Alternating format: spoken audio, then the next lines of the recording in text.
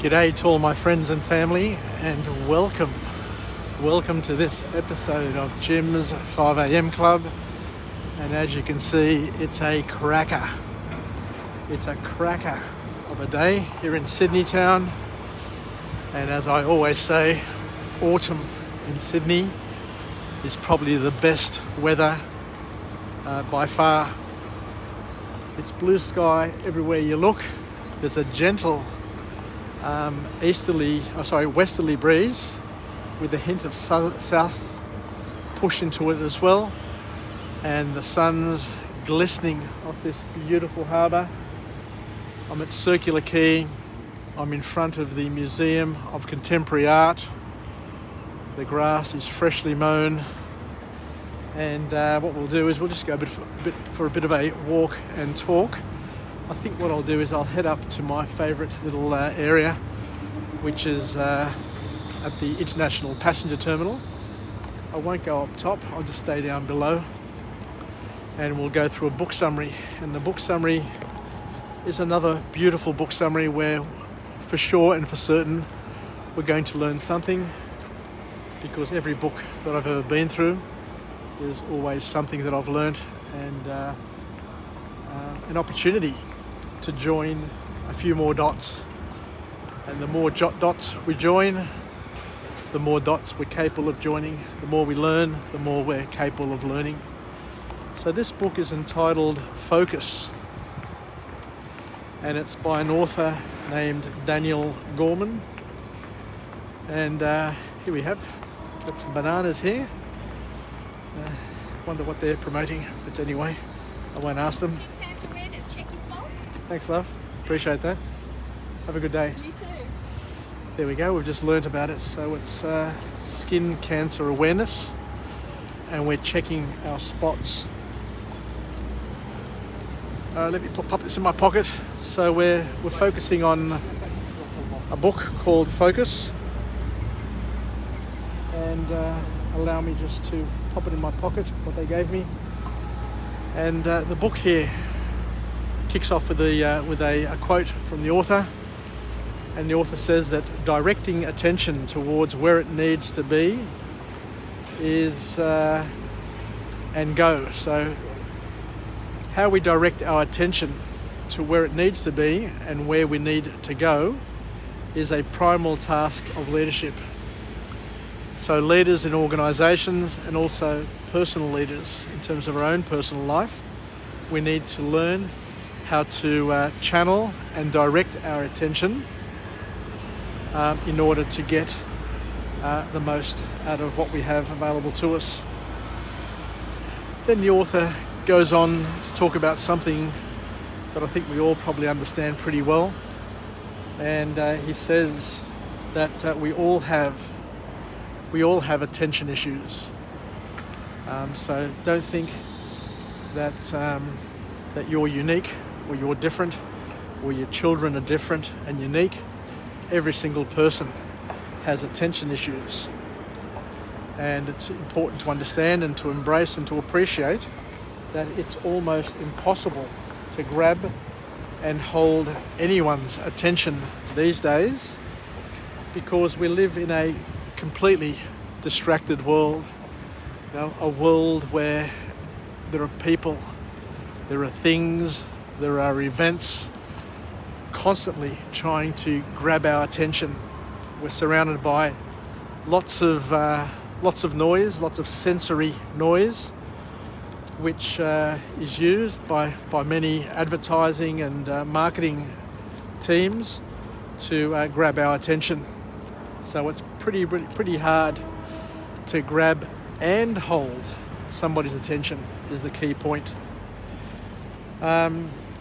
And to that effect, the author says something which is quite funny, but he's probably on the money here. He says that, you know, we're developing into a generation where we have, and our children have, the attention span of half a goldfish. Not a full goldfish, but half a goldfish, just to ram the point home. But when it's all said and done, the author says that if you can master focus and attention, then it is indeed the hidden driver to excellence. So if you want to achieve excellence in your work, your job, your life, then you need to learn how to channel your attention.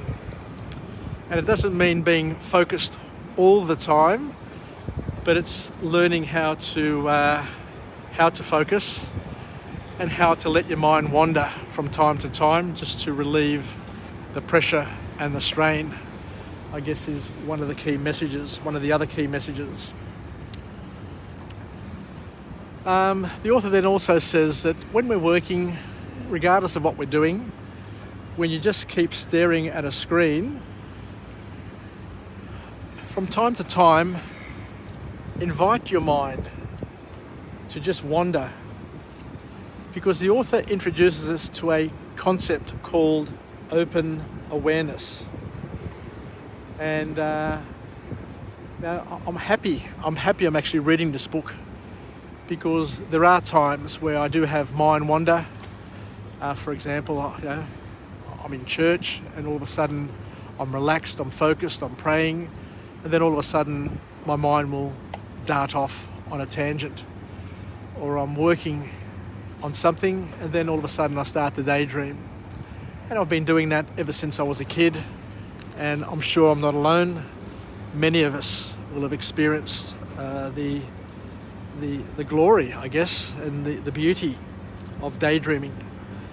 But the author calls this sort of daydreaming open awareness. And we are invited to accept it, to embrace it, and to leverage it. Where he says that let your mind wander.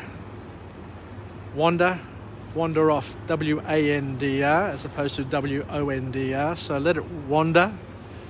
So go on a journey, because it may be the break that your mind needs to lead you to a massive breakthrough. So what the author is saying here is that if you do tend to daydream every now and then, after a focused effort, then it may be the break that your mind needs, that your subconscious needs, in order to help you generate an outcome. So the key point from this author is that it's okay to practice mindlessness sometimes.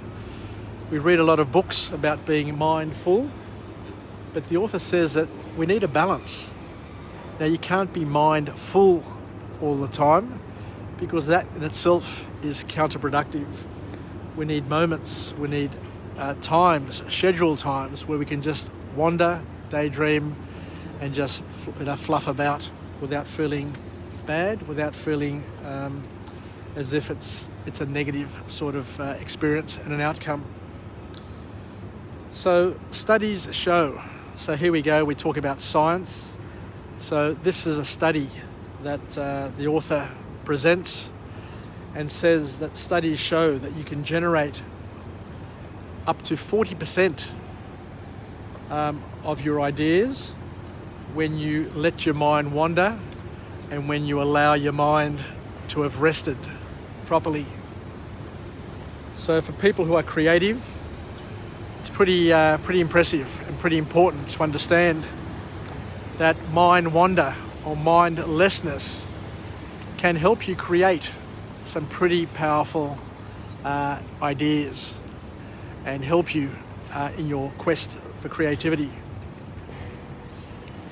Then we go on to talking about another topic, a topic of willpower. And the author then says regarding willpower is it's something that we don't have in spades, we don't have in tons, and it's fleeting. It comes and goes, it ebbs and it flows. But the best way to develop your willpower is simply to do something that you love. Because if you really love something and you're invested and you're committed to it, then it's much easier to stay focused and to keep on doing whatever you need to do and sacrificing other things to get it done. But also the other things that drive willpower and enable willpower is that we need nutrition, we need sleep, and we need exercise, because all three of those things are important determinants of how much willpower you can muster.